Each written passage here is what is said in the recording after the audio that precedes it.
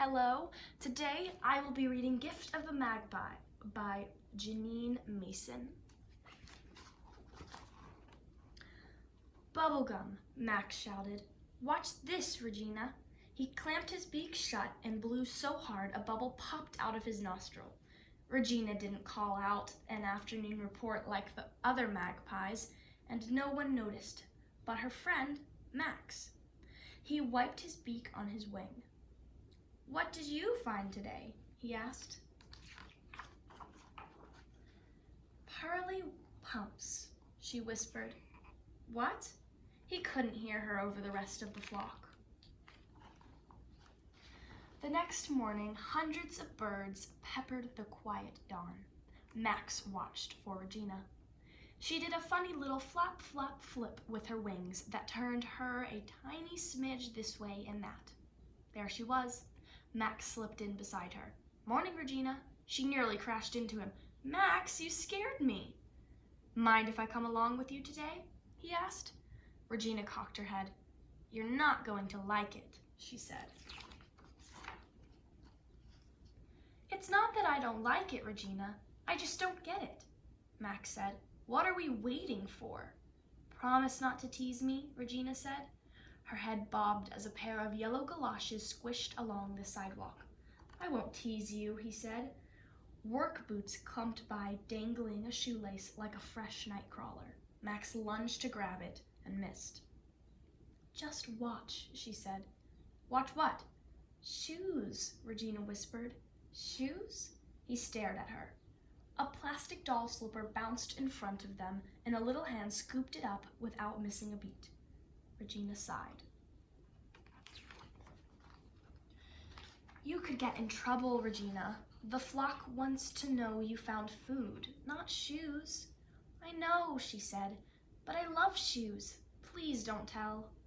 We need a plan, Max said, and for the rest of the summer they searched for food in mornings and shoes in the afternoon. Look, Max, cowboy boots. Regina, penny loafers. Together they spotted fluffy bedroom slippers and laughed until their tail feathers shook. But during the afternoon report, they only shouted corn, carrots, and cauliflower. Regina fell in love with a pair of blue beaded espadrilles. Max fell in love with Regina. He had to tell her, but how? Max found her in front of fancy feet shoes. Regina, I've got a surprise for you. Come with me. They skirted the edge of town, flying over the piney woods, and landed by Big Rock Creek. Tangled in an old root was a single forgotten sandal.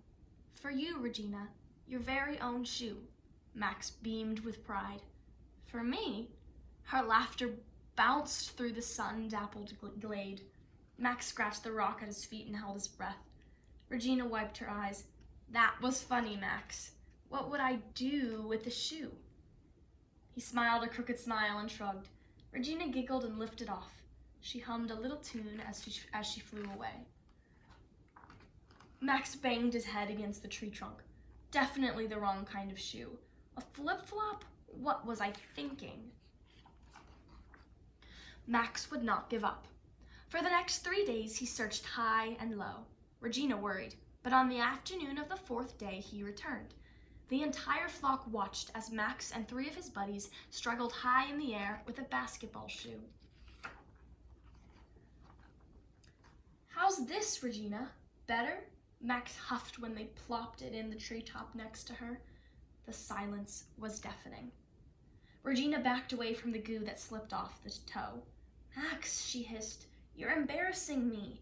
What? No, wait. He hopped into the shoe. Look, Regina, it's comfortable and homey, and there's even room for an egg or two. But when he turned around, Regina was gone.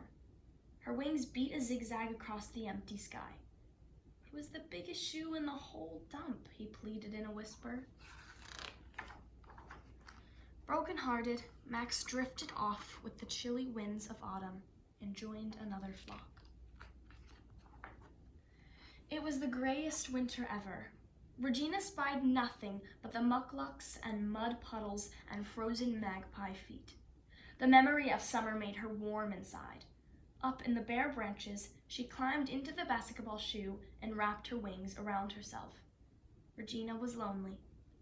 One day, she found 4 buttons and a string of sequins. 2 days later, she discovered lights left from the holidays and a little bit of lace. Regina kept an eye trained to the sky.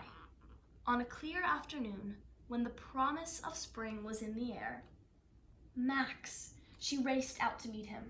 "You're back! Have I got a surprise for you?" Regina practically knocked him out of the blue.